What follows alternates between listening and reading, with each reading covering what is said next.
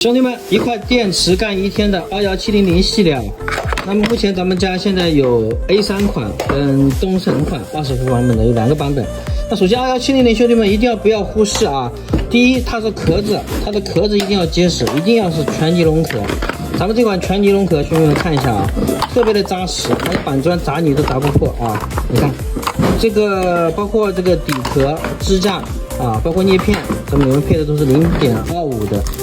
你看厚度都不一样啊，所以说你21700它因为体积比较重比较厚，所以说你壳子太差，像那左右上那种红色的那种质量很差啊，它不是全尼龙壳，不牢固，轻轻一摔它就破了，这是第一步。好，第二步就是我们关键部位的保护板，因为一块电池跑不好，保护板这是它的核心。来，兄弟们看一下我们的 A3 款的。那端子都是较高较大的，兄弟们注意看一下。然后做的是5mos 3合金啊，灯板给兄弟们焊好，底部是 NTC 皮线温控，全自动65波烘炭，这些都是工艺啊。这一块板它都是叫什么阻燃板。然后我们再看一下东神20伏系的这块板，它也是全保护的板。来，兄弟们看一下它的端子，跟市场上完全不一样，因为21700高负载、大电流，如果持续用的话，这个端子是很容易开裂。然后是很容易出现射破的。那么东神这一块，我们专门说一下它的这个保护板的特点，因为原厂东神它是不带慕斯、不带保护的，它低压没有保护啊，夏天你接电池外接电源，它电池一爆就直接饿死了，非常麻烦。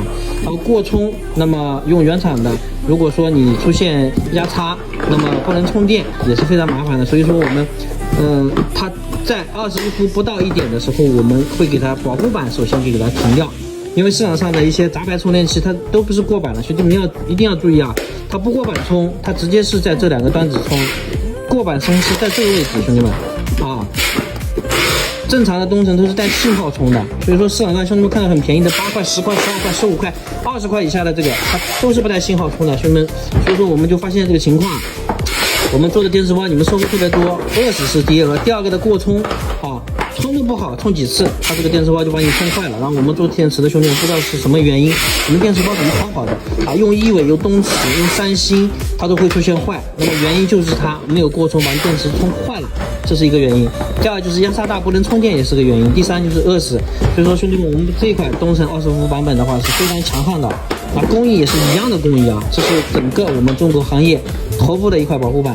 那兄弟们用我们的板子啊，聚光谱配套出来的，没有售后，你只管放心做啊。